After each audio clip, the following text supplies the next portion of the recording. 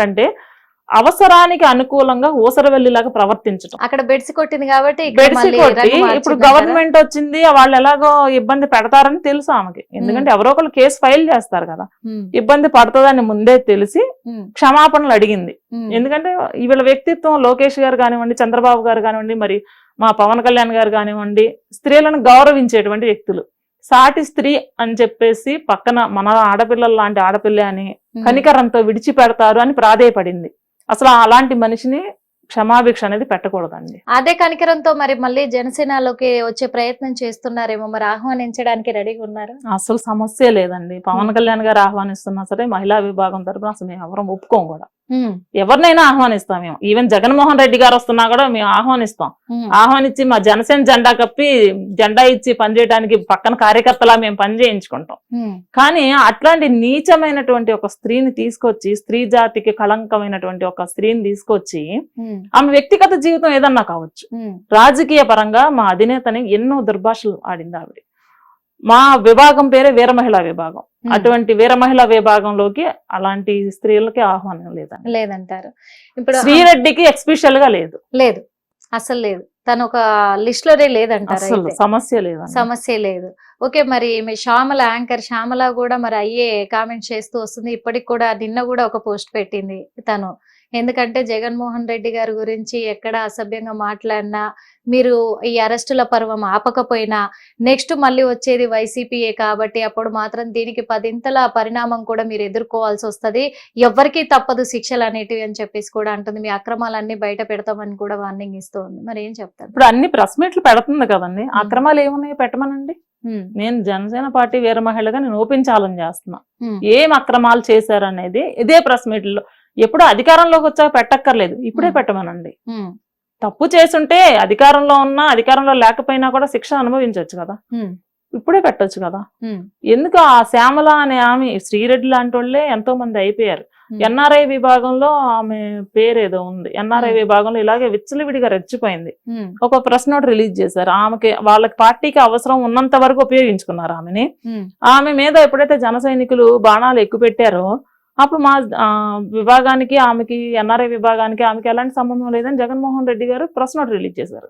రేపొద్దున శ్యామల పరిస్థితి కూడా అంతే. ఎక్కడో ఉన్నటువంటి ఆమె ఫోకస్ అవడం కోసం పవన్ కళ్యాణ్ గారిని విమర్శిస్తుంది. విమర్శించినప్పుడు రేపొద్దున తిరిగి మేము, పవన్ కళ్యాణ్ గారు అవసరం లేదు అలాంటి వాళ్ళకి, మాలాంటి జన సైనికులు సరిపోతారు. కరెక్టే, మేము అన్ని చేస్తున్నామని మీరు అంటున్నారు. మరి మన అంబటి రాంబాబు కూడా చెప్పారు. ఎందుకంటే కూటమి ప్రభుత్వం ఏర్పడి ఇప్పుడు 6 నెలలు కూడా పూర్తిగా వచ్చింది, అయినా ఇప్పటి వరకు ఒక్క హామీ కూడా నెరవేర్చలేదు ప్రజలకి అని చెప్పేసి ఆయన చెప్పడం జరిగింది. మరి మీరు చేసిన అభివృద్ధి ఏంటి అక్కడ? వాళ్ళ కళ్ళు కాకులు ఎత్తుకుపోయి ఉంటాయండి. ఎందుకంటే వాళ్ళు చేయలేకపోయారు. 5 సంవత్సరాల్లో కనీసం రోడ్లు వేయలేకపోయారు. ఇంకా వేరే పనులు ఏమి అవసరంలా, ఒక్క పని రోడ్లే అయిపోయారు. అది మేము 6 నెలల్లో చేసి చూపించాం. వాళ్ళ వైసీపీ గవర్నమెంట్ లో 5 సంవత్సరాల్లో చేయలేని పని 6 నెలల్లో చేసి చూపించాం కూటమి ప్రభుత్వంలో. అలాంటి పనులను చూసి ఓరవలేని తనంతో మాట్లాడటం తప్ప వేరే ఏం లేదు.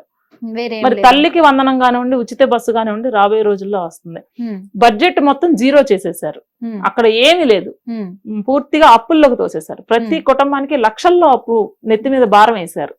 అలాంటి పరిస్థితుల నుండి బయట నుండి కంపెనీలను తీసుకొచ్చి రాష్ట్రాన్ని అభివృద్ధి పదంలో నడిపించే క్రమంలో అడుగులేస్తున్నారు సీఎం గారు కానీ, డిప్యూటీ సీఎం గారు కానీ.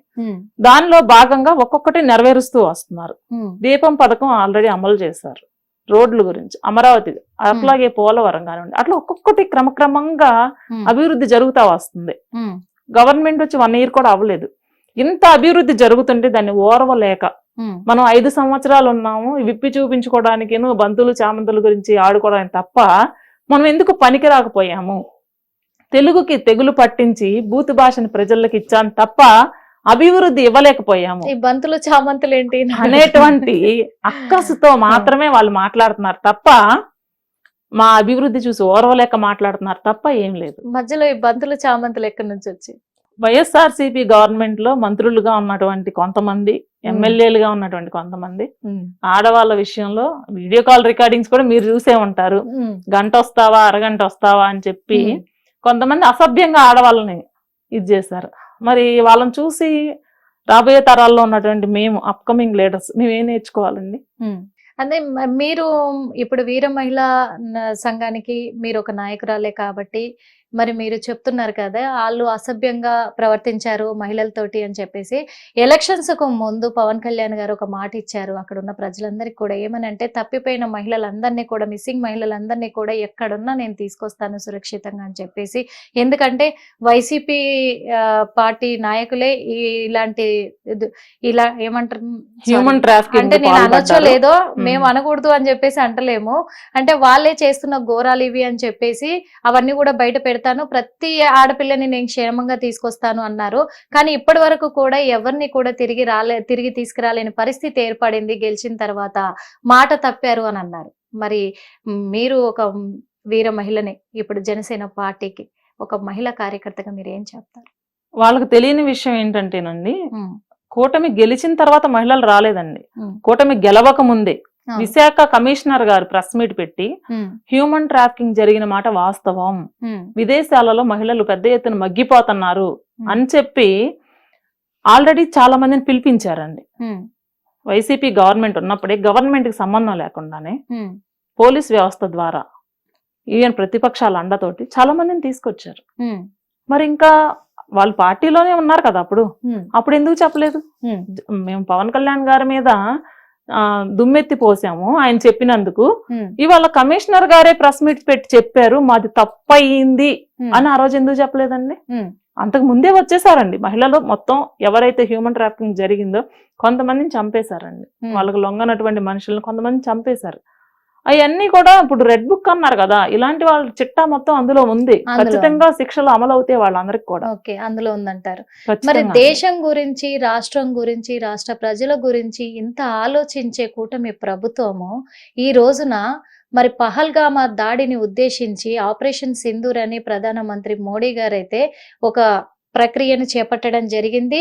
మరి జవాన్లు బార్డర్ లో కొన్ని వేల మంది మన దేశ జవాన్లందరూ అక్కడ పోరాడుతూ ఉన్నారు. ఇలాంటి సిచ్యువేషన్ లో మోడీ గారు కూడా ప్రతి రాష్ట్ర హిట్ టీవీ యాప్, ఇందులో short news, live news, entertainment shows, movies, digital magazines తో పాటు మీ జిల్లా వార్తలను కూడా ఫ్రీగా చూడొచ్చు.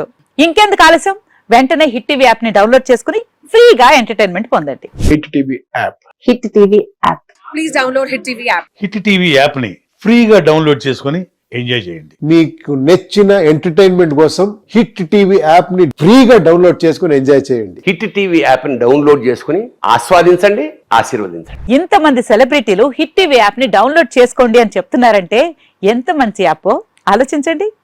అమెరికా అమెరికా అమెరికా అమెరికాలో చదవాలనుకునే వాళ్ళకి విశ్వసనీయమైన పేరు మన శౌర్య కన్సల్టెన్సీ. UK లో 1 year masters, UK లో 1 year masters, 2 years work permit up to 5 years visa. Contact Saurya Consultancy. Contact 89851 89851.